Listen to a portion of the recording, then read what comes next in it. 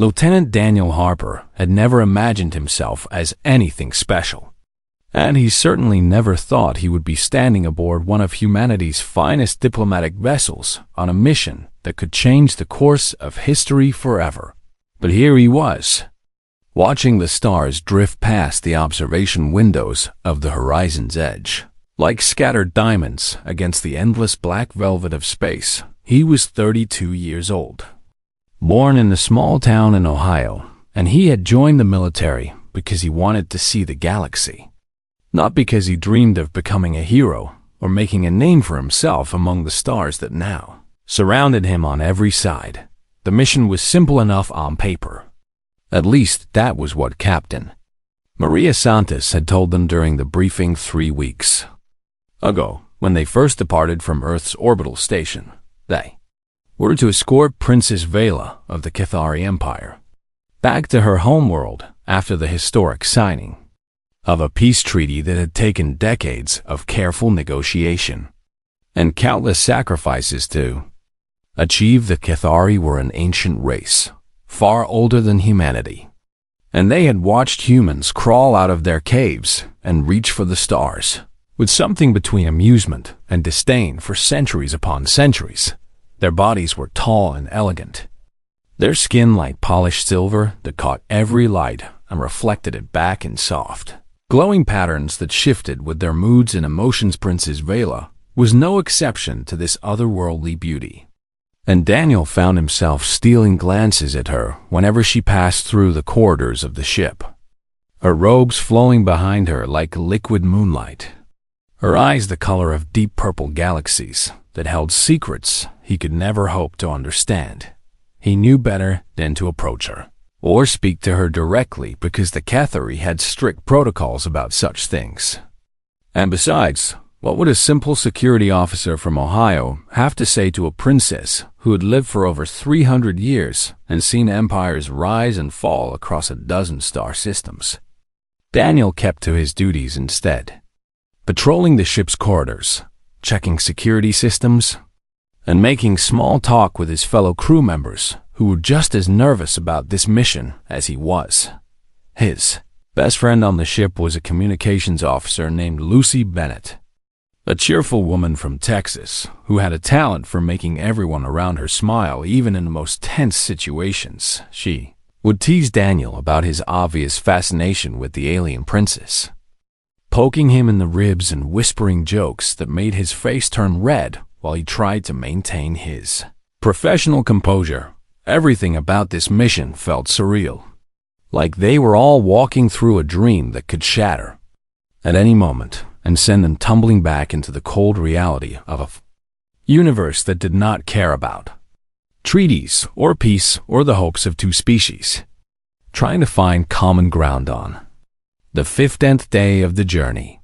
Daniel was standing watch in the observation deck when the first alarm began to scream through the ship's intercom system with a sound that turned his blood to ice in his veins. Red lights flashed in every corridor as Captain Santos's voice crackled through the speakers, sharp and urgent and filled with a fear that Daniel had never heard from her before. They were under attack, she announced, and all crew members were to report to their battle stations immediately while the ship's shields struggled to hold against the barrage of weapons fire that was tearing into their hull from multiple directions. Daniel's training kicked in automatically, his body moving before his mind could catch up. But he froze when he saw who else was in the observation deck with him. Princess Vela stood near the massive windows, her silver face illuminated by the flashes of explosions outside, her purple eyes wide with a mixture of shock and something that looked almost like acceptance. As if she had been expecting this moment to come eventually, she did not run or scream or call for her guards, who were stationed somewhere else on the ship. She simply stood there, watching the destruction unfold with a calm that seemed impossible under the circumstances. Daniel heard the whistle of an incoming missile through the groaning metal of the ship's structure, and he saw the crack spreading across the reinforced glass of the observation Window, like a web of certain death times, seemed to slow down to a crawl, each second stretching into an eternity as his mind processed what was about to happen with perfect and terrible clarity. The window was going to shatter. The vacuum of space was going to rush in and claim everything in its path. And the princess was standing right there in the direct line of the blast that would tear through this room in less than a heartbeat. He did not think about the consequences or calculate the odds of survival or consider what the smart thing to do might be in this situation that offered no good choices. Daniel simply moved, his body launching itself across the deck with every ounce of strength he possessed, his arms wrapping around the princess's slender form as he threw them both to the ground and covered her with his own body like a human shield. The explosion ripped through the observation deck with a roar that swallowed every other sound in the universe, and Daniel felt fire and pain and pressure beyond anything he had ever experienced tearing into his back and his shoulders, and his legs' emergency systems activated around them, force fields snapping into place to seal the breach before the vacuum could claim them completely. But the damage was already done, and Daniel could feel his consciousness slipping away like water through his fingers. The last thing he remembered was the princess's face beneath him, her purple eyes staring up into his with an expression he could not name, her silver lips moving to form words he could not hear over the ringing in his ears and the darkness that was closing in from every direction.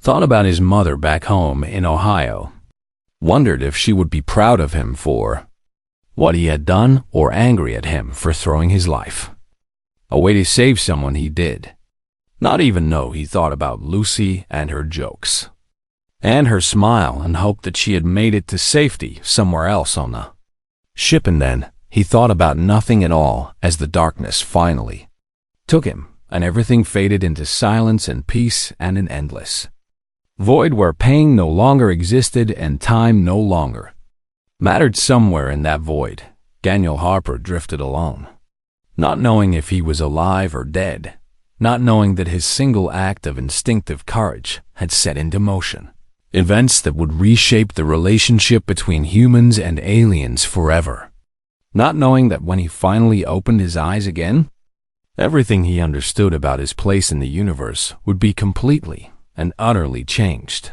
The stars continued to burn in the cold emptiness of space, indifferent to the small drama playing out aboard the damaged ship, indifferent to the lives hanging in the balance, indifferent to the moment when one ordinary human had proven something extraordinary about his species without even realizing what he had done.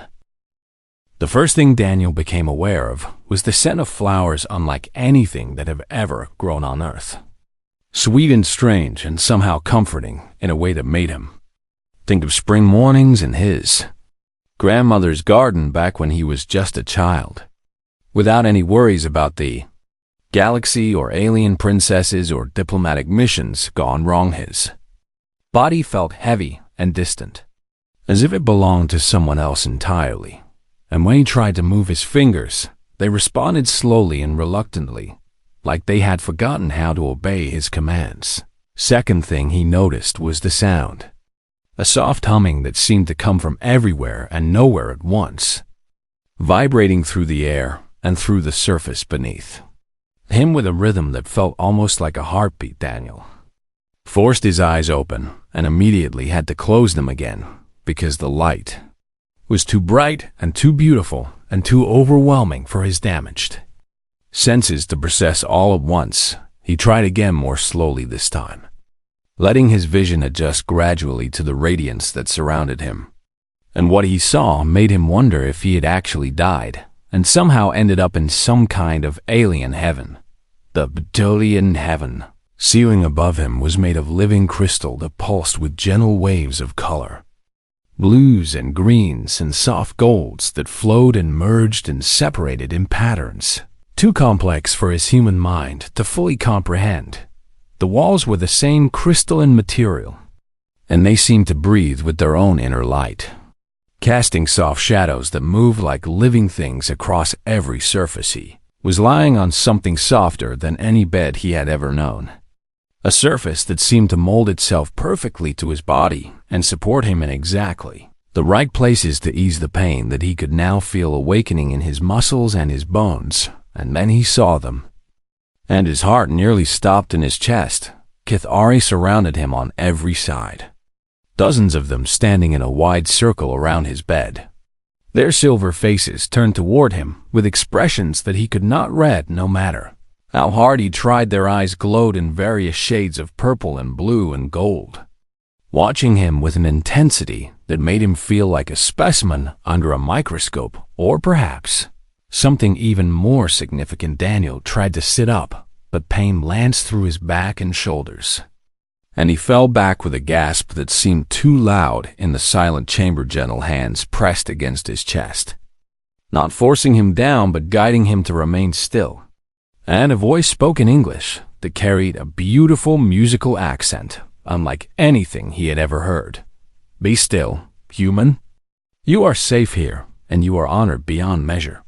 Daniel turned his head and found Princess Vela sitting beside his bed, her silver features marked with something that looked like concern, mixed with wonder, and perhaps a dozen other emotions that he did not have names for. She was dressed differently than she had been on the ship, wearing robes of deep purple that matched her eyes and seemed to flow around her like water, even when she was perfectly still. Behind her stood several figures in even more elaborate clothing. Older Kethari, whose silver skin had developed patterns of darker gray that marked their great age and wisdom. "Where am I?" Daniel managed to ask, his voice coming out as a rough croak that hurt his throat. "You are on Kethara Prime," the princess replied, and her voice was softer than he remembered, gentler, as if she was speaking to someone precious rather than a mere human security officer. "You rest within the heart of the Imperial Palace itself, in chambers that have not housed an outsider for over 1,000 years. Daniel's mind struggled to process this information while the fog of unconsciousness slowly cleared from his thoughts. He was on the alien homeworld, in their most sacred and protected place, surrounded by beings who had barely acknowledged humanity's existence just a few years ago. "How long?" he asked. "You have been sleeping for 12 cycles, Vela answered. And when she saw confusion on his face, she added, "Nearly 15 of your Earth days. The physicians were not certain you would survive at all given the extent of your injuries." 15 days, Daniel thought. 15 days lost in darkness, while the universe continued to turn without him. "The ship," he said suddenly, memories flooding back in a rush of fire and screaming metal, and the desperate fear he had felt in that final moment. The crew, what happened to them? A different Kethari stepped forward, an older male whose silver face was marked with the dark patterns of many centuries, and he spoke in a deep voice that resonated through the crystal chamber. "Your vessel was recovered by our rescue fleet.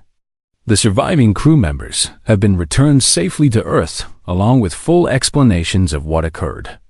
Your Captain Santhas specifically requested that we convey her gratitude and her hopes for your recovery."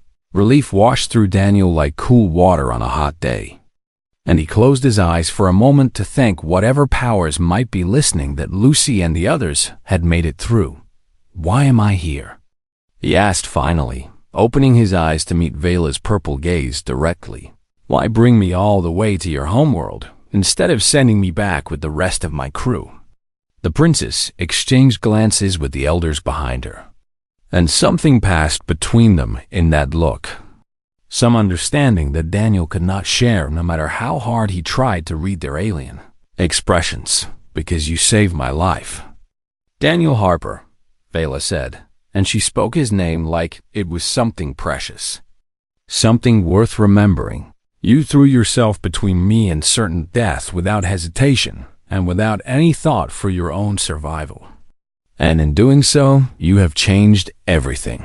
Daniel frowned, not understanding what she meant by everything, not understanding why saving her life would matter so much to people. who had spent centuries looking down on his species. It was just instinct, he said, feeling embarrassed by the attention and the intensity in all those glowing eyes. Anyone would have done the same thing. A ripple of something moved through the assembled Cathari, a murmur of whispers in their own language that Daniel could not understand. And Vela smiled in a way that made her silver face even more beautiful than before. "That is precisely what makes your actions so remarkable," she said softly. "You truly believe that any human would have done the same. You do not even understand how extraordinary you are." And that is perhaps the most extraordinary thing of all, Daniel wanted to argue. Wanted to tell them that he was nothing special, just an ordinary man who had acted on impulse in a moment of crisis. But the way they were all looking at him made the words die in his throat. And he began to realize that something had happened here, something far bigger than he understood, something that would change his life in ways he could not yet imagine. The crystals around him continued to pulse with their gentle light. And somewhere in the depths of the alien palace, his future was waiting to unfold. The days that followed Daniel's awakening were filled with revelations that shook everything he thought he knew about the Cathari and their ancient civilization. A counselor named Thren had been assigned to help him understand his new situation. A patient silver-skinned male with kind golden eyes who seemed genuinely fascinated by humans and eager to bridge the gap between their two species. Thren visited Daniel's chambers every morning to share meals and conversation, teaching him words in the Cathari language and explaining customs that stretched back tens of thousands of years into their history. It was during one of these sessions, while Daniel sat on a floating cushion that hovered gently above the crystal floor, that Thren finally explained the full weight of what had happened in that moment aboard the horizon's edge. "Among our people," Thren began, his voice calm and measured like a teacher addressing a student, "there exists a bond called the Vethoran, which translates roughly into your language as the sacred debt of life." Daniel listened carefully, sensing that this was important, that this was the key to understanding why he had been brought here, instead of being sent home. When one being sacrifices themselves to save another, especially when that other is a member of the royal bloodline, the debt that is created between them is considered the most sacred bond that can exist between two souls. Thren paused to let this sink in before continuing. "This bond cannot be repaid with wealth or political favors or any material thing that you might imagine. It is spiritual in nature, connecting the one who saved to the one who was saved in ways that transcend ordinary relationships." Daniel felt a cold knot forming in his stomach as he began to understand where this explanation was leading. "What exactly does that mean for me?" he asked. Thren's golden eyes met his with something that might have been sympathy. "You are now bound to Princess Vela in a way that our culture considers more meaningful than marriage and more sacred than blood kinship. You are her Vethoran Kai, her sworn guardian and protector, her shadow who walks beside her until death claims one or both of you." The words hit Daniel like a physical blow, and he found himself struggling to breathe as the implications crashed over him in waves. He was bound to the princess, not by choice, but by the accidental consequence of an instinctive action, tied to her and to this alien world in ways he had never agreed to and never anticipated. "I did not know," he said quietly, and his voice sounded hollow even to his own ears. "I did not know any of this when I saved her. I just acted without thinking. That is precisely why the bond is considered so pure," Thren replied gently. "You did not act to gain favor or power or position. You acted from the genuine impulse of your heart. And that is something our people have rarely witnessed from any species." Daniel spent the following weeks learning everything he could about Cathari culture and tradition, driven partly by necessity and partly by a growing fascination with these beings who had watched over the galaxy for so long, he learned that back on Earth, his status had become complicated in ways that the politicians were still trying to sort out. The Cathari had formally requested that he remain on their world to fulfill his role as Vela's guardian.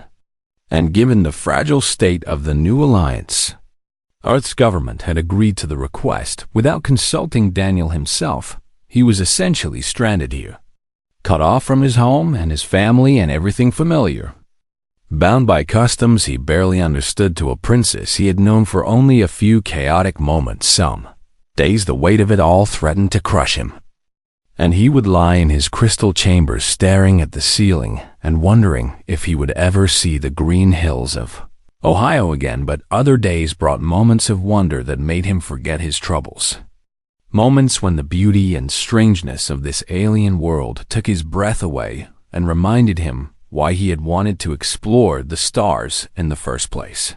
He trained with the Royal Guard, learning their combat forms that flowed like water and struck like lightning. And in return, he taught them the fighting techniques that humans had developed over their long and violent history. The Cathari warriors were initially skeptical of what a human could teach them, but their attitudes changed when they saw the fierce determination in Daniel's eyes and the stubborn refusal to quit that seemed to define his species. "You do not stop," one of the guards observed after a particularly grueling training session. "Even when you are beaten and exhausted and have no chance of winning, you continue to fight as if surrender is not an option you recognize." Daniel wiped sweat from his forehead and managed a tired smile. "That is just how humans are built," he replied. "We are not the strongest or the fastest or the smartest beings in the galaxy, but we never know when to give up." Word of the human guardian spread through Cathar Prime like ripples in a pond, and soon Daniel found himself under constant observation from Cathari, who wanted to see this strange, soft-skinned creature who had bound himself to their princess. Some watched with suspicion. These ancient beings who had never trusted outsiders and saw humanity as a threat to their way of life. But others watched with growing curiosity and something that might have been the beginning of respect. These younger Cathari, who were willing to believe that perhaps the universe still had surprises, left to offer Princess Vela, came to visit him often, sometimes with official business and sometimes with nothing more than a desire to talk and learn about the human who had changed her fate. Daniel discovered that she was not the cold, distant royal he had imagined during those days aboard the ship when he had watched her from afar. She was curious and intelligent and burdened by responsibilities that would crush most beings. Having spent her entire long life fighting for causes she believed in against opposition from her own people, she had championed the peace treaty with humanity when many in her court had counseled against it, believing that humans deserved a chance to prove their worth to the galaxy. Now, she told Daniel during one of their conversations, he had become that proof. "Your people look at us and see primitives," Daniel said one evening as they sat together in a garden filled with flowers that sang when the wind touched them. "They see a young species that has barely learned to walk among the stars." Vela turned her purple eyes toward him, and in their depths he saw something that looked almost like sadness. "That is true," she admitted. "Many of my people cannot see past humanity's youth and inexperience. But I have always believed there is something special about your kind, something that the older races have lost over the long millennia." "What is that?" Daniel asked. Vela was quiet for a moment, watching the singing flowers sway in the evening breeze. "Hope," she said finally. "You humans still have hope. You still believe that tomorrow can be better than today, and that one person's actions can change the fate of worlds. We Cathari lost that belief long ago, and perhaps that is why we needed you more than we ever knew." 6 months had passed since Daniel Harper first opened his eyes on Cathar Prime, And in that time he had transformed from a confused outsider into something that the alien world had never seen before. He had learned to speak the Cathari language fluently, enough to hold conversations without a translator, had memorized the protocols and rituals that governed life in the imperial palace, and had earned the grudging respect of even the most traditional warriors in the royal guard. But the faction that had attacked the horizon's edge had not been defeated, and their shadow loomed over everything like a storm gathering on the horizon. They called themselves the Pure Light, a name that Daniel found bitterly ironic given the darkness of their beliefs and the violence of their method. The Pure Light believed that the Cathari were destined to rule the galaxy alone, and that all other species were impurities to be cleansed from existence, with humanity standing at the very top of their list of targets. Counselor Thren had explained their history to Daniel during one of their lessons, describing how the movement had grown from a small group of extremists into a network that stretched across multiple star systems. They had supporters even within the imperial court itself, powerful Cathari who kept their true allegiances hidden behind masks of loyalty while they plotted to destroy everything that the peace treaty represented. Princess Viola had become their primary target, the symbol of everything they hated about the new direction their civilization was taking. And Daniel, the human who had saved her life and bound himself to her fate, had become a target as well. The attack came on a day that had started like any other, with Daniel training in the courtyard and Vela attending to her duties in the council chambers. A festival was being held in the capital city below the palace, a celebration of the changing seasons that brought thousands of Cathari out into the streets to dance and sing and honor the ancient traditions of their world. Daniel had been watching from a balcony when the explosions began, bright flashes of light erupting throughout the crowd like deadly flowers, blooming in fast motion. Screams rose from the streets below, and Daniel did not hesitate for even a single heartbeat before he was running toward the chaos rather than away from it. The royal guard mobilized around him, silver-skinned warriors who had trained beside him and learned to trust his instincts even when they did not fully understand the human mind that produced them. They fought their way through streets filled with smoke and fire, engaging Pure Light attackers who emerged from hiding places throughout the city. Daniel moved like he had never moved before, his human body pushed beyond its limits by adrenaline and determination and something deeper that he could not name. He pulled Cathari children from burning buildings and carried them to safety. While debris rained down around him, he stood his ground against attackers twice his size, using every trick he had learned and every bit of stubborn human refusal to accept defeat. He watched his Cathari comrades fall and rise again, and he fell himself more than once only to drag his bleeding body back to its feet and continue fighting. The battle seemed to last forever, though later he would learn it had been less than an hour from first explosion to final surrender. When the smoke began to clear, Daniel found himself standing in the central plaza of the city, surrounded by the injured and the grateful and the shocked survivors who were only beginning to understand what had happened. That was when he saw the leader of the attack, a Cathari whose silver skin was marked with symbols of the Pure Light, raising a weapon toward a figure who stood at the entrance of the plaza. Emperor Vethen, Vela's father and the ancient ruler who had guided his people for over 1,000 years, stood defenseless in the crosshairs of an assassin's aim. Daniel's body was screaming at him to stop, every muscle torn and every bone aching and every nerve burning with exhaustion. But he ran anyway, because that was what humans did, because giving up was not something his species understood, even when every rational thought said it was the only sensible option. He threw himself between the Emperor and the weapon at the exact moment it fired, and he felt the energy bolt tear through his shoulder like a star being born. Inside his flesh, Daniel crashed to the ground, and the world went white with pain. But through the haze, he heard the sounds of the attacker being subdued and the Emperor's voice calling for medical attention when he woke this time. There were no suspicious glances waiting for him. The Cathari who had doubted him, who had whispered about the human contaminating their sacred bonds, knelt at his bedside with their heads bowed in respect.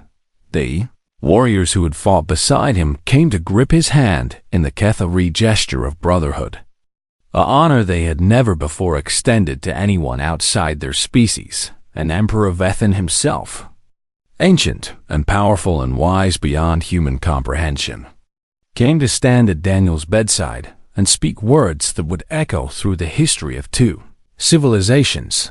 "We thought humans were weak," the Emperor said, his voice carrying the weight of centuries. "We thought your kind were young and primitive and unworthy of our attention or our respect. We looked at your short lives and your soft bodies and saw nothing but inferiority." Daniel tried to speak, but the Emperor raised a hand to silence him. "We were wrong," Vethan continued. "So completely and utterly wrong that I am ashamed it took us so long to see the truth that was standing before us all along." The Emperor's golden eyes, ancient and deep as the void between stars, met Daniel's human gaze with something that looked almost like reverence. "You have shown us the strength of the human spirit," he said. "Not the strength of muscle or weapon or technology, but the strength of a heart that refuses to surrender, even when all hope seems lost. The strength of a soul that would give everything to protect those it has chosen to care for." Daniel felt tears burning in his eyes. Though whether from the pain of his wounds or the weight of the moment, he could not say, "I just did what needed to be done." He managed to whisper. The Emperor smiled. And in that smile, Daniel saw the first real warmth he had ever witnessed from a Cathari. "Yes," Vethan replied softly.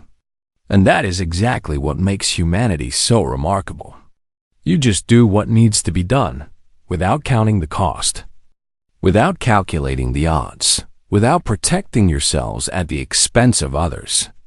And perhaps that is a lesson that we ancient races desperately needed to learn.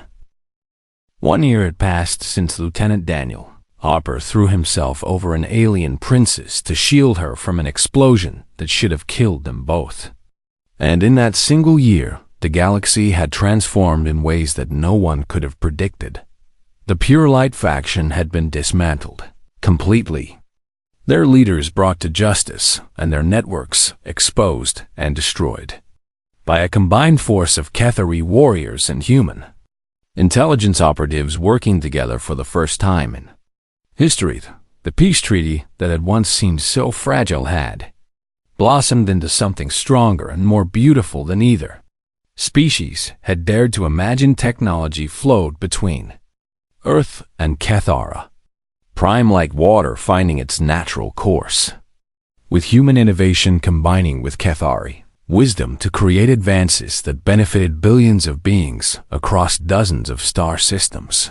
Human ambassadors now walked freely through the crystal corridors of the Imperial Palace, and Cathari scholars traveled to Earth to study the young species that had captured their ancient civilization's attention. Daniel stood on his favorite balcony in the palace, looking out over the capital city that had become his home, watching the twin suns of Cathara Prime sink toward the horizon and paint the sky in colors that Earth had never known. Singing flowers in the gardens below had begun their evening chorus, and their music drifted up to him on a warm breeze that carried the scent of a world he had learned to love.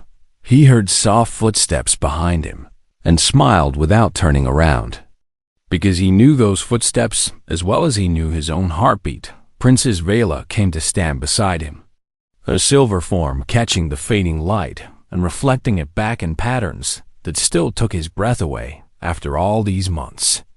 "You are thinking deep thoughts again," she observed, and her voice held the warmth that Daniel had come to treasure more than all the wonders of her world combined. "Just remembering," he replied, "thinking about everything that has happened and trying to make sense of it all." They stood together in comfortable silence for a long moment. Two beings from different worlds who had found an understanding that transcended the vast differences between their species. "I spoke with the council today," Vela said finally. "They've agreed to release you from the Vetheran bond if that is what you wish." Daniel turned to look at her, surprised by this news. "They can do that?" he asked. "The circumstances are unprecedented," she explained. "You have already proven yourself beyond any requirement that the bond could demand. You have saved my father's life and helped destroy the greatest threat our civilization has faced in centuries. The Council agrees that the debt has been satisfied many times over." She paused, and when she spoke again, her voice was softer, almost vulnerable. "You could return to Earth," she said. "You could go home to your family and your people and the blue sky you dream about when you think no one is watching. You owe me nothing anymore." "Daniel Harper?" Daniel considered her words carefully, turning them over in his mind like precious stones. He thought about Ohio and the green rolling hills where he had grown up, the small town where his mother still lived, and waited for news of her son who had traveled so far from everything familiar he thought about, Earth and humanity and all, the places he had never visited and all the experiences. He missed it all, deeply and truly, with an ache that never quite went away no matter how much time passed. But then he looked at Vela, really looked at her, and saw something in her purple eyes that made his heart skip in a way it never had before. He saw loneliness masked by duty, hope struggling against centuries of caution, and something else that looked remarkably like the same feeling that had been growing inside his own chest for months now. "Maybe I do not stay because of the debt," he said slowly, and each word felt like a step across a bridge that could never be uncrossed.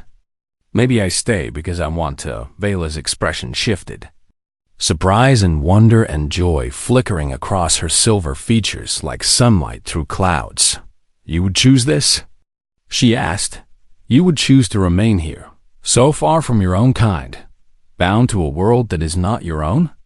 Daniel reached out and took her hand, feeling the cool smoothness of her silver skin against his rough human fingers. "My world is wherever I choose to make it," he replied. "And right now I cannot imagine any place I would rather be than here, watching the sunset with you."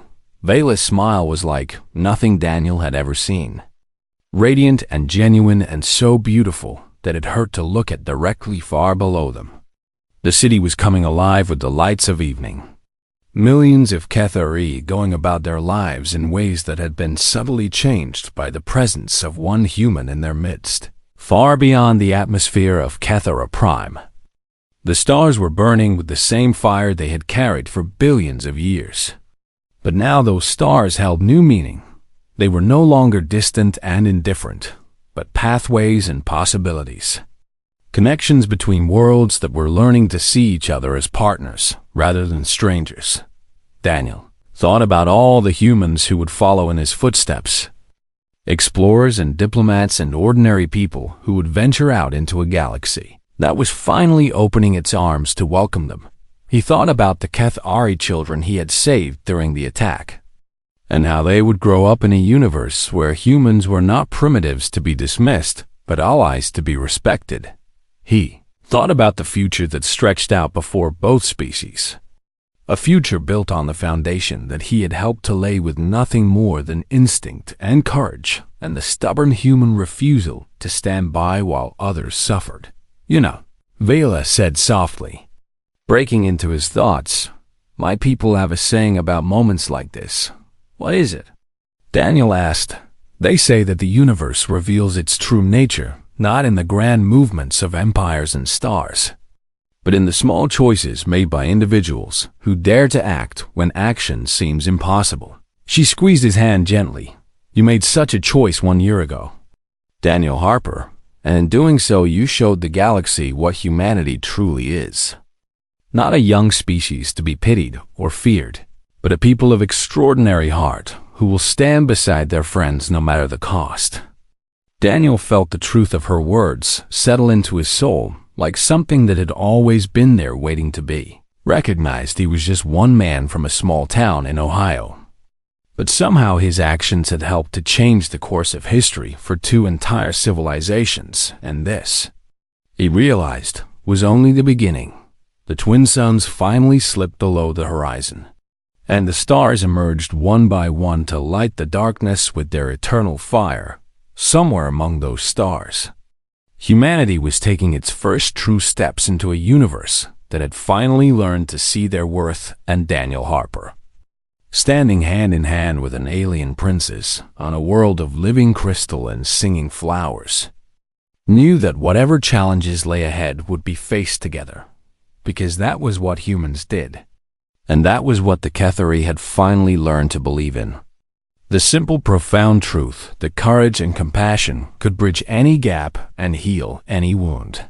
The galaxy was vast and full of wonders yet to be discovered. But for now, this moment was enough. Two hearts from different worlds beating together beneath the light of foreign stars. Proof that the universe was bigger and more beautiful than anyone had ever imagined. And somewhere in the endless dark, the future was waiting to be written by all the unlikely heroes who would follow in Daniel's footsteps. Ordinary people who would prove again and again that humanity was so much more than it appeared to be. This was their legacy. This was their gift to the cosmos, and it was only just beginning.